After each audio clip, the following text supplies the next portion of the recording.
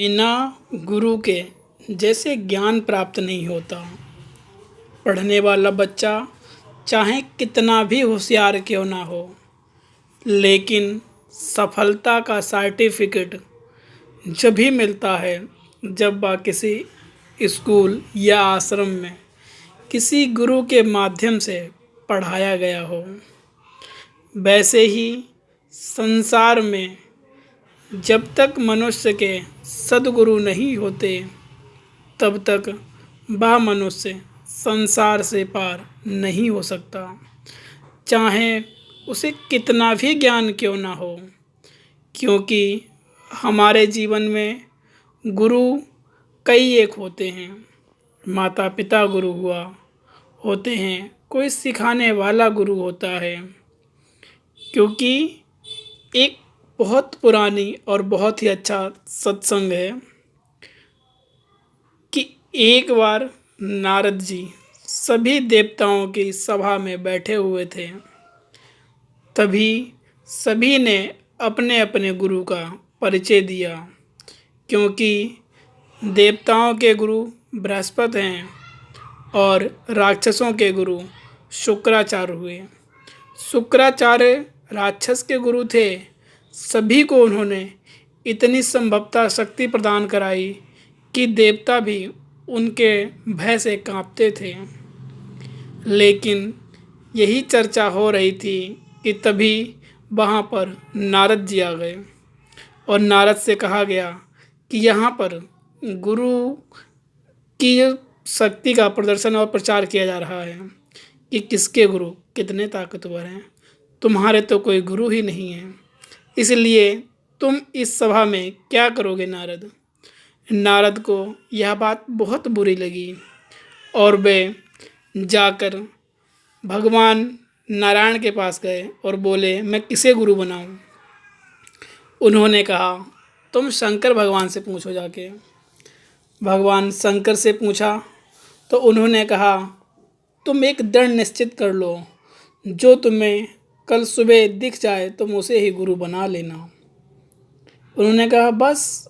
भगवान शिव ने कहा हाँ बस। नारद सुबह उठे तो देखा कि एक कहार जात का व्यक्ति मछली पकड़ने के लिए जा रहा था। नारद ने उसके चरण स्पर्श किए और कहा कि आप आज से मेरे गुरु हो।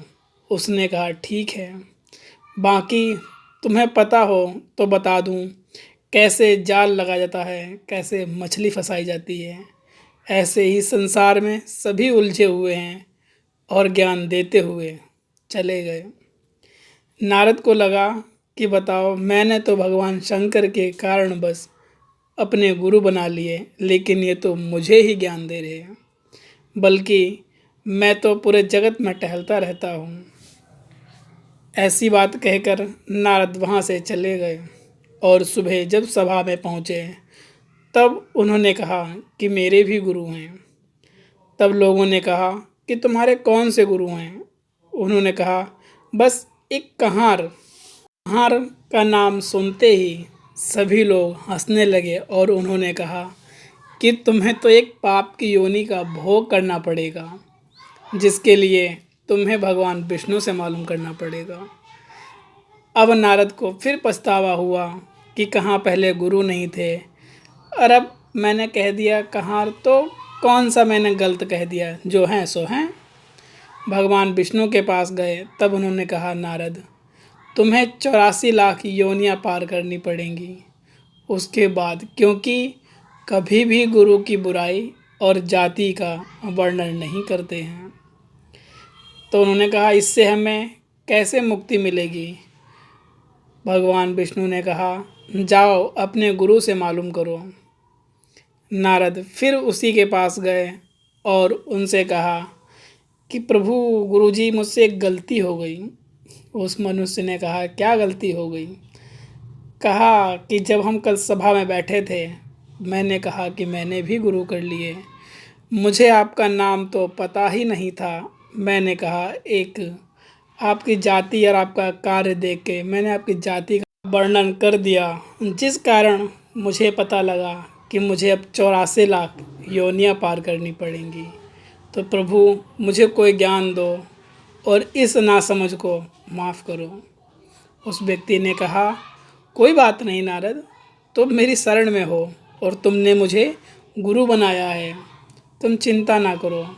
भगवान विष्णु से कहना कि प्रभु बस वो जातियाँ ज़रा बना के दिखा दो, और जैसे ही वो पृथ्वी पर बनाए तुम इधर से उधर और उधर से इधर 2-3 बार पार कर लेना और कहना, प्रभु मैंने ये पार कर दी। नारद ने ऐसा ही किया। नारद आए और उन्होंने कहा कि प्रभु मेरे गुरु ने कहा मुझे इतना ज्ञान तो नहीं है, लेकिन फिर भी पूछ लो कौन कौन सी योनि है। भगवान विष्णु ने बड़ी ही सहजता के साथ में पृथ्वी पर एक जगह अपने हाथों से 84 लाख योनियों का वर्णन करा, जिसमें चींटी, मच्छर और जानवर सब जंतुओं का बना दिया। कहा ये सब तुम्हें पार करनी पड़ेंगी, उसके बाद जाके तुम मनुष्य शरीर पा पाओगे। नारद ने गुरु के बताए हुए अनुसार इधर से उधर और उधर से इधर 2 से 3 बार पार कर दिया, लेट गए और कहा, प्रभु यही मेरे गुरु का गुरु मंत्र था, क्योंकि ये सारी योनियाँ आपकी बनाई हुई हैं और जिन योनियों में मुझे भटकना पड़ता वो भी आपकी बनाई हुई हैं, इसीलिए मैंने ये सारी योनि पार कर दी। ये देखकर सभी को आश्चर्य हुआ। उन्होंने कहा, नारद तुम जिसे आम इंसान मानते थे वो तो सर्वोत्तम, बहुत गुणी और अनुभवी निकला, जिन्होंने तुम्हें 84 लाख योनियाँ ऐसे ही पार करा दी। वाह नारद, तुम्हारे तो गुरु बहुत महान हैं। ऐसा कहकर नारद ने भी अपने गुरु को वास्तविक गुरु माना, जिससे ये कहा गया कि गुरु कैसा भी हो तुम्हारे जीवन में, जो सद्गुरु है, तुम्हें लगता है कि उसे ज्ञान नहीं, पर उसे बहुत ज्ञान है, क्योंकि तभी तुमने उसे गुरु बनाया। कभी भी अपने गुरु की बुराई और अपने गुरु की जाति या निंदा नहीं करनी चाहिए और ना ही सुननी चाहिए।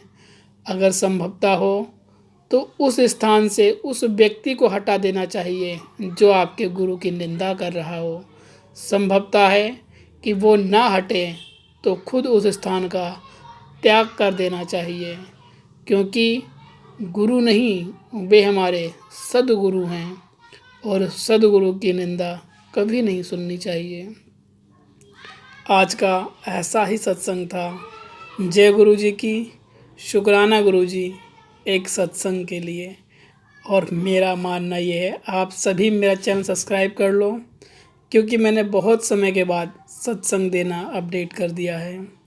तो जो भी सत्संग में डालूं आप सभी के पास सबसे पहले पहुंचे और आप उसे सुन सकें।